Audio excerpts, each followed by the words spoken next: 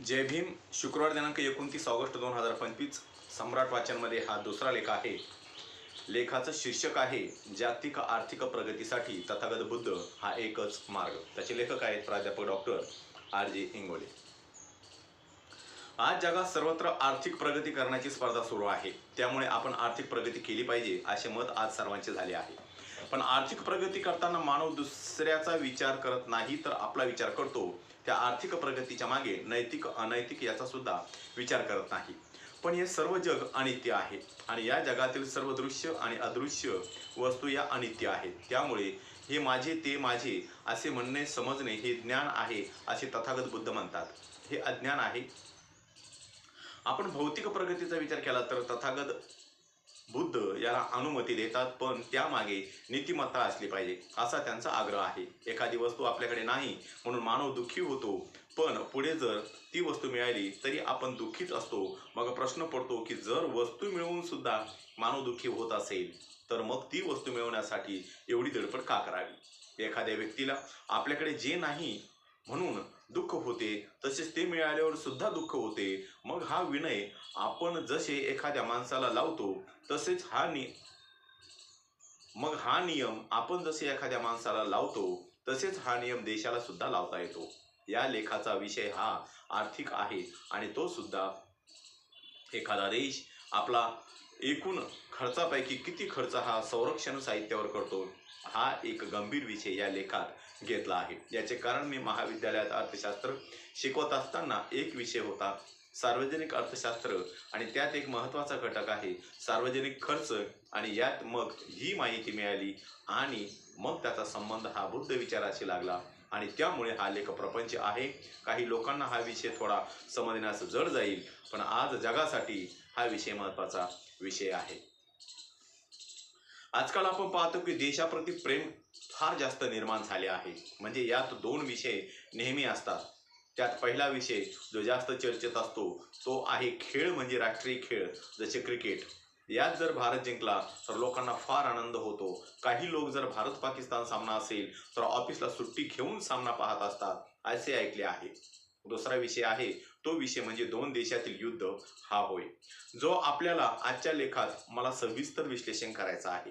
यात पुन्हा भारत पाकिस्तान असे युद्ध कधी झाले, तर मग आपल्या देशातील लोकांना फार उत्सुकता असेल. जर भारत यात जिंकला तर किती आनंद होईल हे सांगता येत नाही. आता काही लोकांना वाटेल आनंद तर झालाच पाहिजे, मी सुद्धा त्याच मताचा आहे, पण याशिवाय दुसरी एखादी समस्या आपल्या देशात नाही का याचा विचार मात्र आपण एक भारतीय म्हणून करत नाही. मला वाटते आपण याचा आनंद साजरा करताना आपल्या देशात किती लोकांना आज पोटाला भाकर नाही, किती लोकांना रोजगार नाही, किती लोकांना आज औषध उपचार मिळत नाही, किती लोकांना आज घरे नाहीत आणि किती लोकांना आज शिक्षण मिळत नाही. म्हणजे नाही असे म्हणण्यापेक्षा ही व्यवस्था यांना मिळू देत नाही. या प्रश्नांचा विचार केला तर याची दाहकता जास्त आहे असे आपल्या लक्षात येईल. पण आज मानव हा स्वार्थी झाला आहे. मला वाटते भारत क्रिकेटमध्ये जिंकला किंवा युद्धात जिंकला तर हा आनंद व्यक्तिसापेक्ष आहे. म्हणजे आज आनंद साजरे करणारे लोक कोण आहेत याचा आपण विचार केला तर ज्यांच्या आवश्यक आणि चैनीच्या गरजा पूर्ण झाल्या आहेत ते आनंद साजरा करतात, कारण त्यांना आजच्या आणि उद्याच्या भाकरीची चिंता नाही. पण आज कोणाला पोटाला भाकर नसेल तर त्याचा पहिला प्रश्न भाकर आहे. क्रिकेट किंवा युद्ध जिंकले हा नाही. त्यामुळे जे आज मध्यमवर्गीय आहेत आणि जे अतिश्रीमंत आहेत असेच लोक याचा आनंद साजरा करतात. पण फुटपाथवर जो आज उपाशी आहे त्याला कोणता सामना होता आणि कोणत्या दोन देशात होता हे सुद्धा माहीत नसते, कारण त्याची पहिली गरज भाकर आहे आणि या श्रीमंत लोकांची पहिली गरज केव्हाच पूर्ण झाली आहे. म्हणून त्यांना आता कोणता सामना आहे आणि कोण जिंकणार आहे याची उत्सुकता असते. आता मागे भारत आणि पाकिस्तान यांचे बिनसले आणि ते नेहमीच चालू असते, यात काही विशेष नाही. त्यामुळे एक महिना त्यावर चर्चा चालू आहे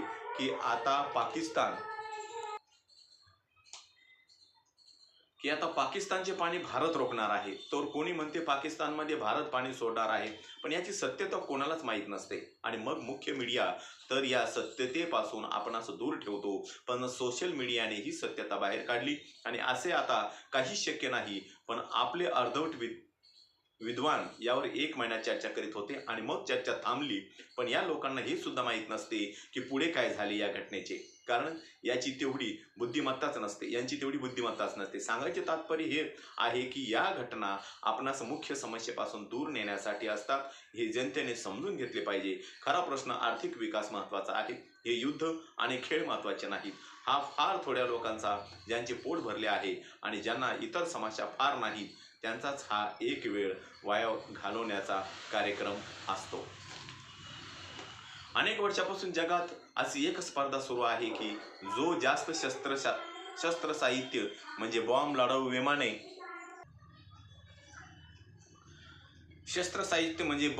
विमाने, रणगाडे आणि मशीन गन असे साहित्य जास्त ठेवतो. मग अशा स्पर्धेत जग इतके मोठ्या प्रमाणात उतरले की ज्यांना देशात आज जनतेला अन्न खायला नाही, ते सुद्धा असे शस्त्र साहित्य विकत घेऊ लागले आणि इतर विकसित राष्ट्रांची बरोबरी करण्याचा प्रयत्न करू लागले. आता याचा परिणाम असा झाला की आपल्या देशात सामान्य जनतेचे मुख्य प्रश्न बाजूला गेले आणि शस्त्र साहित्य आणि आपण युद्धात जिंकले पाहिजे अशी भावना निर्माण झाली. म्हणजे आपल्याकडे आज अशी परिस्थिती आहे की मोबाईल आपल्याकडे असला पाहिजे आणि तो सुद्धा महाग असला पाहिजे अशी भावना जनतेत निर्माण झाली आहे. आणि त्यामुळे आज अनेक लोक सोशल मीडियावर जास्त व्यस्त असतात आणि इतके की ते एकमेकांना बोलत आणि भेटत सुद्धा नाही. तसेच विद्यार्थी अभ्यास सोडून या मोबाईलमुळे वेडे झाले आहेत. याचा सर्वात मोठा तोटा म्हणजे माणूस विचार करण्याचे थांबला आहे.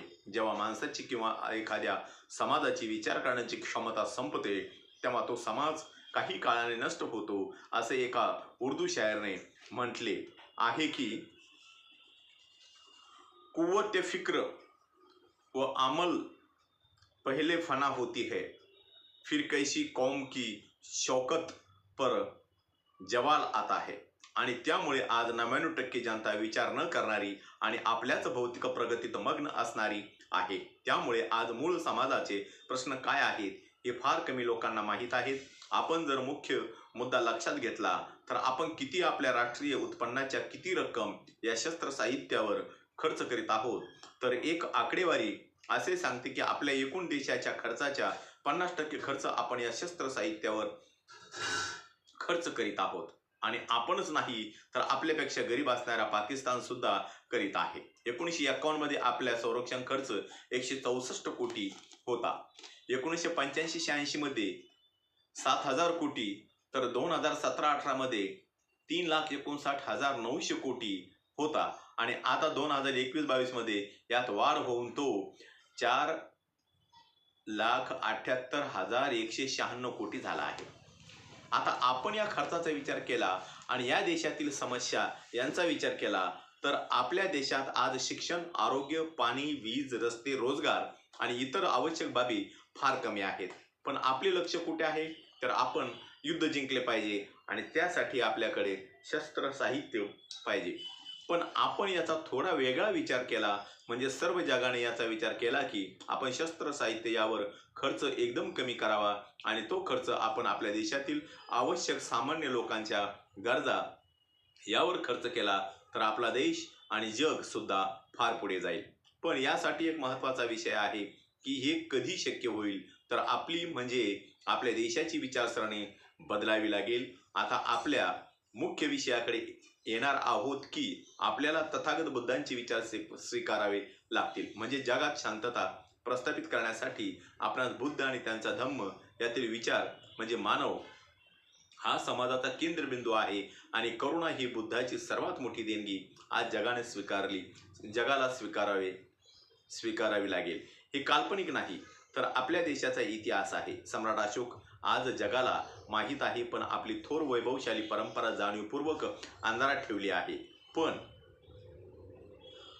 आज अनेक लेखक या सम्राट अशोकाचे चरित्र लिहित आहेत, लोक वाचत आहेत, पण लोकांना सम्राट अशोक कोण होता याची माहिती आज मिळत आहे.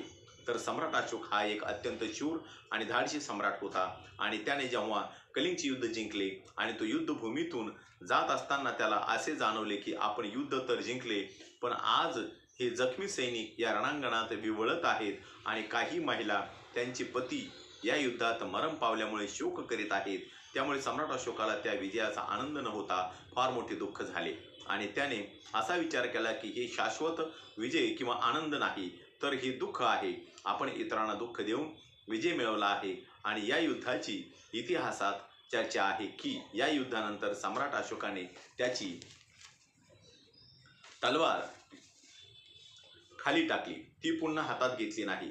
सम्राट अशोकाने जो जगज्जेता होता त्याने तथागत बुद्धांचा धम्म स्वीकारला, ही जगातील तथागत बुद्धांच्या विचारांच्या विजयाची सर्वात मोठी साक्ष आहे. हा तथागत बुद्धाचा धम्म आपल्या देशात महामानव डॉक्टर बाबासाहेब आंबेडकर यांनी 14 ऑक्टोबर 1956 नागपूर येथील लाखो अनुयायांना दिला. म्हणून आपण आज पाहत असाल की या देशात आंबेडकरी अनुयायी कोणताही प्रश्न संविधानिक मार्गाने सोडवतात. याचा अर्थ आपण जर तथागत बुद्धांच्या विचाराने चाललो तर जगात सर्वत्र शांतता आणि समृद्धी येईल. म्हणजे याचा अर्थ असा नाही की तथागत बुद्ध यांचा धम्म सर्व जगाने स्वीकारायचा आहे, तर यातील फक्त एक विचार की युद्ध करण्यापेक्षा बुद्ध विचार म्हणजे करुणा या एका तत्वाचा स्वीकार करायचा आहे आणि त्यामुळे आपला सर्व शास्त्रांवर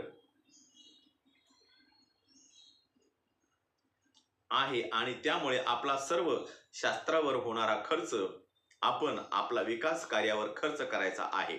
जगाने सुद्धा हाच विचार केला तर हे शक्य होईल. आज आपण आपल्या देशात पाहिले असेल की 80 कोटी लोकांना मोफत धान्य देण्याची वेळ आपल्यावर का येते. याचा अर्थ आपण रोजगार निर्माण केला नाही आणि रोजगार निर्माण करण्यासाठी आपण मोठ्या प्रमाणावर गुंतवणूक करावी लागेल. पण आपले सरकार म्हणते आमच्याकडे पैसा नाही, पण हे खोटे आहे, कारण आपण आपला पैसा जर अशा संरक्षण साहित्यावर खर्च करीत असू तर मग देश पुढे कसा जाणार आहे.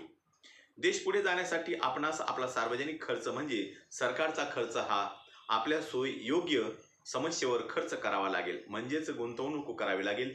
युद्ध जिंकले आणि क्रिकेटचा सामना जिंकला म्हणजे देशाचे फार भले होईल असे नाही. देशात जास्त लोकांना भाकरीचा प्रश्न आज मोठा आहे, युद्ध आणि क्रिकेटचा नाही, हे सत्य आहे. संरक्षण साहित्यावर असा कितीही खर्च केला तरी जगात शांतता निर्माण होणार नाही, उलट जास्त अस्थिरता निर्माण होईल. कारण साधे आहे की एवढे शस्त्र साहित्य असेल तर कोणताही देश इतर देशावर कधी हल्ला करेल याचा नेम नाही. आपण पाहिले असेल की जगात अशा अनेक घटना घडल्या आहेत की अचानक हल्ला झाला आणि 2 देशाचे युद्ध सुरू झाले. आज आपण पाहिले असेल की किती महिन्यापासून रशिया युक्रेन युद्ध चालू आहे आणि यात किती वित्त आणि मनुष्यहानी झाली आणि पुढे होईल याचा अंदाज नाही. शेवटी युद्ध संपल्यावर सुद्धा या 2 देशात चांगले संबंध कधीच निर्माण होणार नाहीत. म्हणून सम्राट अशोक या जगज्जेत्याने शस्त्र खाली ठेवले आणि बुद्धांचा धम्म स्वीकारला. यापूर्वी तथागत बुद्धाने सुद्धा बुद्ध होण्यापूर्वी राजकुमार असताना शाक्य आणि कोलीय या 2 देशात पाण्यावरून युद्ध करण्याची योजना सुरू झाली. याला सर्वांची संमती असताना सिद्धार्थ याने विरोध केला आणि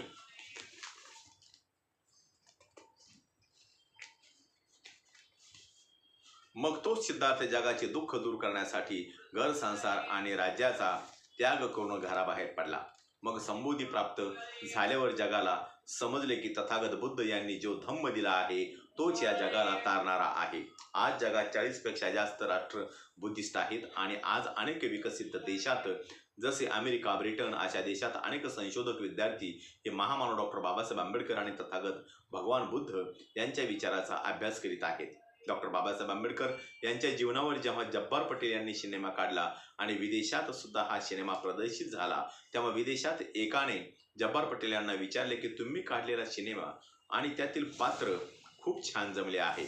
म्हणजे त्यांना वाटले की जसे इतर चित्रपट असतात तसे हा सिनेमा सुद्धा काल्पनिक असेल. पण जेव्हा त्या व्यक्तीला समजले की हा सिनेमा वास्तव घटनेवर आधारित आहे, यात काल्पनिक असे काहीच नाही, तेव्हा त्यांना डॉक्टर बाबासाहेब आंबेडकर यांच्याबद्दल आश्चर्य वाटले आणि असा व्यक्ती भारतात होऊन गेला आहे याचे विशेष वाटले. आपल्या देशात एवढे जाती, धर्म, भाषा आणि संस्कृती वेगवेगळे असून सुद्धा एकत्र कसे राहतात, या प्रश्नाचे उत्तर भारताचे संविधान आहे आणि ज्याचे शिल्पकार महामानव डॉक्टर बाबासाहेब आंबेडकर आहेत.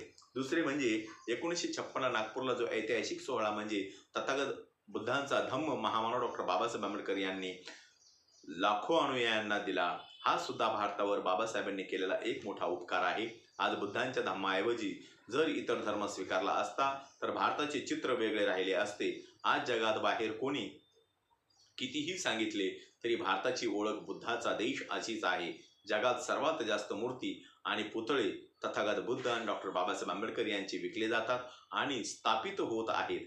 याचे महत्त्वाचे कारण तथागत बुद्धांच्या विचारात वास्तविकता आहे, कर्मकांड नाही आणि म्हणून इतर सर्व धर्म आहेत.